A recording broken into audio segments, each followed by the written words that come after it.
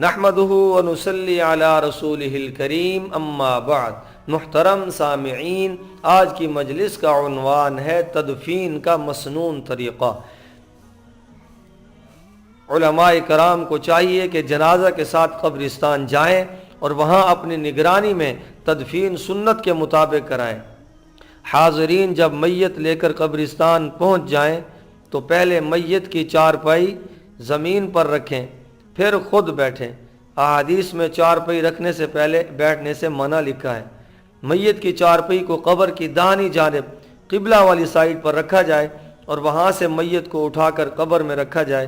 رسول اللہ صلی اللہ علیہ وسلم میت کو اسی طریقہ سے قبر میں اتارا کرتے تھے جیسا کہ اس حدیث میں ہے، جو مشکات شریف صفحہ نمبر 148 جلد نمبر 1 پر ہے، کہ حضرت عبداللہ بن عباس رضی اللہ تعالیٰ عنہ فرماتے ہیں کہ ایک مرتبہ رات میں نبی کریم صلی اللہ علیہ وسلم کسی میت کو رکھنے کے لیے قبر میں اترے۔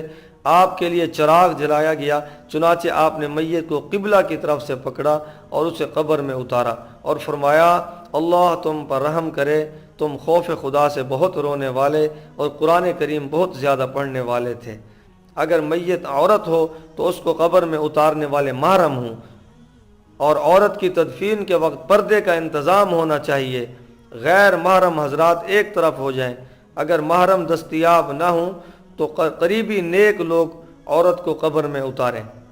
میت کو قبر میں اتارتے وقت کیا پڑھا جائے؟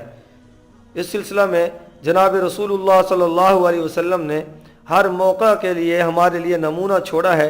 ہم لوگوں نے آپ علیہ السلام کی یہ سیرت اپنانے کی بجائے اس کے مقابلہ میں اپنی طرف سے اعمال و اذکار ایجاد کر لی ہیں۔ اہل بدعت کا سارا زور اجتماعی دعا بعد الجنازہ پر صرف ہوتا ہے، چنانچہ یہی وجہ ہے کہ ان کے ہاں تدفین سنت سے خالی ہوتی ہے۔ الحمدللہ اہل حق دیگر امور کی طرح تدفین بھی سنت کے مطابق سر انجام دیتے ہیں۔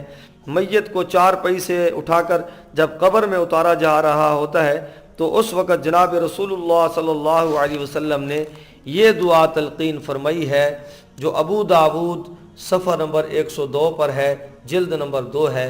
حضرت عبداللہ بن عمر رضی اللہ تعالیٰ عنہ فرماتے ہیں کہ نبی کریم صلی اللہ علیہ وسلم جب میت کو قبر میں اتارتے تھے تو یہ فرماتے تھے، بسم اللہ و باللہ و علی ملت رسول اللہ، اور ایک روایت میں وعلی ملت رسول اللہ کی بجائے وعلی سنت رسول اللہ کے الفاظ ہیں۔